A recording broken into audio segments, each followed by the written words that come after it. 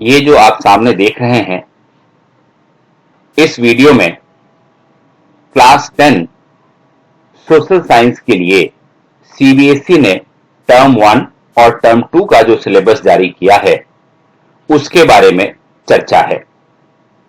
आपको याद होगा, पिछले दिनों सीबीएसई ने एक सर्कुलर जारी किया था जिसमें यह कहा गया था कि अब जो बोर्ड एग्जाम्स होंगे वो 2 टर्म में होंगे, टर्म 1 और टर्म 2। तो टर्म 1 में जो सिलेबस है वो अलग है और टर्म 2 का जो सिलेबस है वो अलग है। तो आज हम इन्हीं को समझने की कोशिश करेंगे कि हमें क्लास 10 सोशल साइंस में टर्म 1 में कौन से चैप्टर्स पढ़ने हैं और टर्म 2 में कौन से चैप्टर्स पढ़ने हैं, मार्किंग स्कीम इसकी क्या होगी और इंटरनल असेसमेंट कैसा होगा, प्रोजेक्ट वर्क कैसा होगा, इन सब चीजों की चर्चा हम आज करेंगे। देखिए, सबसे पहली बात आप ये देख सकते हैं कि टर्म 1 की अगर हम बात करें तो आपके पास 4 बुक हैं, India and the contemporary world, history की, कंटेम्पररी इंडिया, ज्योग्राफी की, डेमोक्रेटिक पॉलिटिक्स, पॉलिटिकल साइंस की और फिर चौथा आपका इकोनॉमिक्स है। टर्म 1 में इन चारों ही सब्जेक्ट्स में से 10-10 नंबर के मार्क्स आएंगे। तो 4 बुक हुई, हर जगह से आपको 10-10 नंबर के अंक मिलेंगे, ये कुल हो जाता है 40 अंक। यानी कि 40 नंबर का टर्म 1 का एग्जामिनेशन होगा जो 1.5 घंटे का होगा। और याद दिला दूं मैं आपको कि ये सारे प्रश्न एमसीक्यू होंगे, क्योंकि अपने इससे पहले वाले नोटिफिकेशन में सीबीएसई ने ऐसा ही बताया है। अब हम बात करते हैं टर्म 2 की। तो टर्म 2 में देख लीजिए, अगेन इन चारों में से ही 10-10 नंबर के प्रश्न आएंगे, तो ये हो गया कुल आपका 40 नंबर। तो टर्म 1 40 और टर्म 2 40, ये हो गए आपके 80 और 20 नंबर जो आपका होगा वो इंटरनल असेसमेंट का होगा, जिसके बारे में हम आगे चर्चा करेंगे। और याद रखें कि टर्म 1 के भी मार्क्स जुड़ेंगे बोर्ड के रिजल्ट के लिए और टर्म 2 के भी मार्क्स जुड़ेंगे, तब जाकर के आपका रिजल्ट बनेगा। अब सबसे पहले हम ये देख लें कि हमारा कोर्स कंटेंट क्या है। यानी कि टर्म 1 में हिस्ट्री में सबसे पहले देख लेते हैं कि कौन कौन से चैप्टर्स हमें पढ़ने हैं। तो देखिए, हिस्ट्री में जो पहला सेक्शन है आपका इवेंट एंड प्रोसेसेस, उसमें जो पहला चैप्टर है वो है the rise of nationalism in Europe. अब लर्निंग ऑब्जेक्टिव्स आप देख सकते हैं, इसके अंदर जो टॉपिक्स हैं वो आप देख सकते हैं। अब ये मान करके चलिए कि ये पूरा ही चैप्टर आपको पढ़ना है हिस्ट्री के अंदर, और टर्म 1 में आपको दूसरा कोई भी चैप्टर हिस्ट्री में से नहीं पढ़ना है। अब आ जाइए हम बात करें रिसोर्स एंड डेवलपमेंट की, जो कि ज्योग्राफी का चैप्टर है। और यहां से ये पहला चैप्टर रिसोर्स एंड डेवलपमेंट आपको पढ़ना ही है, और तीसरा चैप्टर वाटर रिसोर्सेस ये पढ़ना है। मैं आपको याद दिलाता चलूं कि लास्ट ईयर ये चैप्टर डिलीटेड था, लेकिन अब ये इंक्लूड हो गया है और आपको पढ़ना है। और चौथा जो चैप्टर है एग्रीकल्चर, ये भी पढ़ना है। यानी कि अगर हम ज्योग्राफी की बात करें तो ज्योग्राफी में से टर्म 1 में आपको 3 चैप्टर पढ़ना है, चैप्टर नंबर 1, चैप्टर नंबर 3 जल संसाधन वाला और चैप्टर नंबर 4 कृषि वाला। ये हो गई ज्योग्राफी की बात। अब हम बात करें डेमोक्रेटिक पॉलिटिक्स यानी कि पॉलिटिकल साइंस की। पॉलिटिकल साइंस में सबसे पहले आपको चैप्टर नंबर 1 पावर शेयरिंग पढ़ना है, दूसरा है आपका चैप्टर नंबर 2 फेडरलिज्म। बस ये 2 चैप्टर आपको पढ़ना है टर्म 2 के लिए पॉलिटिकल साइंस में से। हालांकि इसमें कुल 8 चैप्टर हैं, लेकिन आपको पढ़ना है ये 2 चैप्टर। अब बात कर लेते हैं इकोनॉमिक्स की। तो इकोनॉमिक्स में देखिए आपको कौन कौन से चैप्टर्स पढ़ने हैं टर्म 1 के लिए।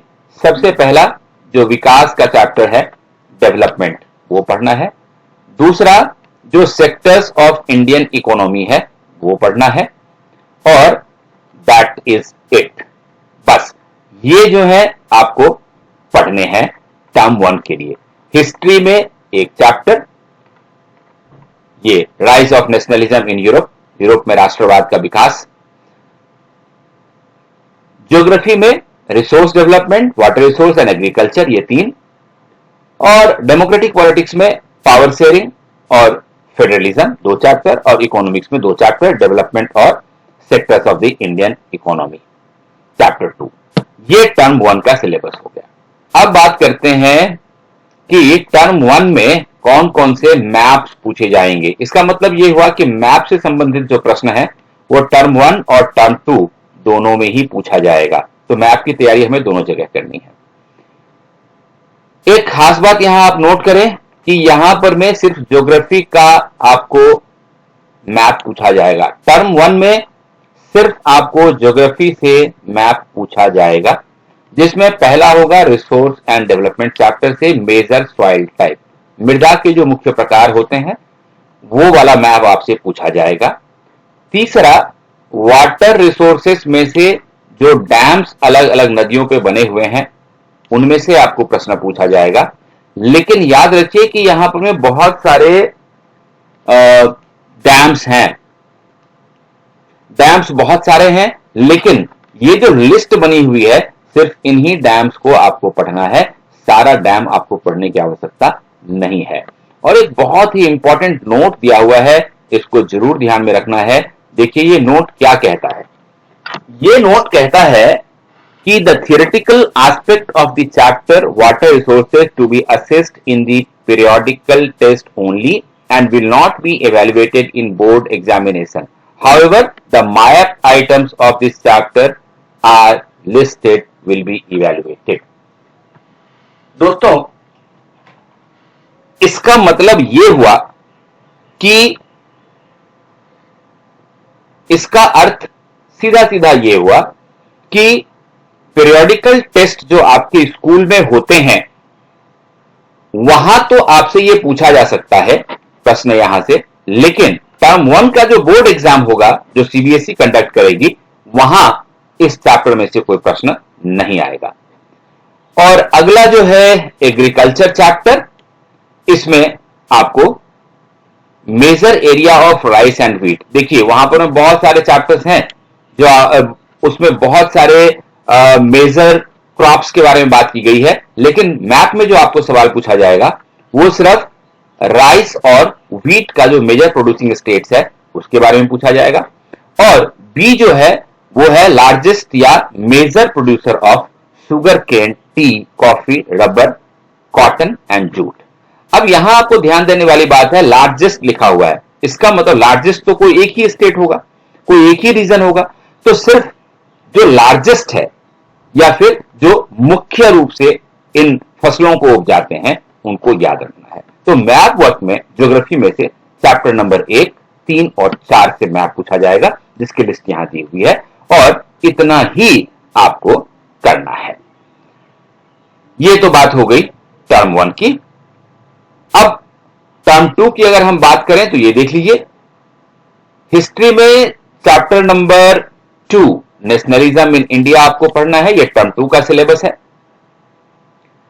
और सेक्शन 2 में से आपको यह नोट जरूर अच्छी तरह से पढ़ लें।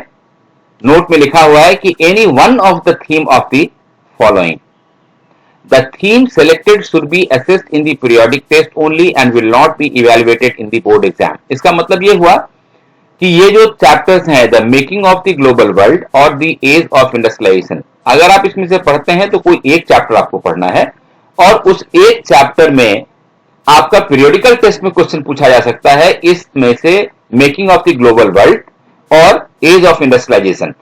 इसमें से चैप्टर नंबर 3 और चैप्टर नंबर 4, इनमें से टर्म 1 के बोर्ड एग्जामिनेशन में कोई भी प्रश्न नहीं पूछा जाएगा, ये जरूर ध्यान रखें।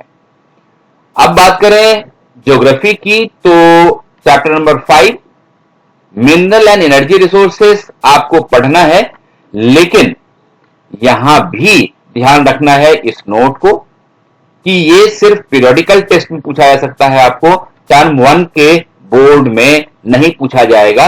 हां, यहां से मैप जरूर पूछा जाएगा। थियरी आपको नहीं पढ़ना है बोर्ड पॉइंट ऑफ व्यू से, आपको पढ़ना है मैप। चैप्टर नंबर 6 जो है विनिर्माण उद्योग या मैन्युफैक्चरिंग इंडस्ट्रीज, ये आपको पढ़ना है। और chapter number 7 lifelines of national economy, ये भी आपको जरूर पढ़ना है। अब बात करें पॉलिटिकल साइंस की, तो आप देख लीजिए chapter number 6 political parties, compulsory chapter है जो आपको पढ़ना है। और chapter number 7 outcomes of democracy, ये जरूर पढ़ना है। तो ये 2 चैप्टर आपको टर्म 2 में पढ़ने हैं। और इकोनॉमिक्स में से money and credit chapter number 3, chapter number 4 globalisation and the Indian economy. और बस ये जो आप देख रहे हैं, ये money and credit chapter number 3 और चैप्टर नंबर 4 ग्लोबलाइजेशन, ये वाला चैप्टर आपको पढ़ना है टर्म 2 के लिए, जिसमें से बोर्ड में भी क्वेश्चन पूछा जाएगा। और टर्म 2 के लिस्ट ऑफ मैप की अगर बात करें तो देखिए यहां से हिस्ट्री में से प्रश्न आ रहा है। टर्म 1 में हिस्ट्री में से कोई प्रश्न नहीं पूछा जा रहा था मैप के लिए।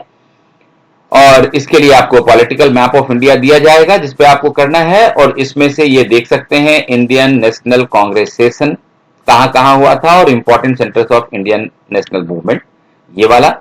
और ज्योग्राफी की अगर हम बात करें तो चैप्टर नंबर 5 जो थियरी के लिए नहीं पढ़ना है लेकिन मैप के लिए जरूर पढ़ना है। चैप्टर नंबर 6 मैन्युफैक्चरिंग इंडस्ट्रीज, यहां से भी जरूर आएगा जो लिस्ट आप यहां देख रहे हैं। और इसके बाद chapter number 7 lifelines of national economy, location और लैबलिंग के लिए इसमें से प्रश्न पूछा जाएगा, मेजर पोर्ट्स और इंटरनेशनल एयरपोर्ट्स। तो दोस्तों ये आप देख रहे हैं कि टर्म 1 और टर्म 2 में आपको क्या पढ़ना है।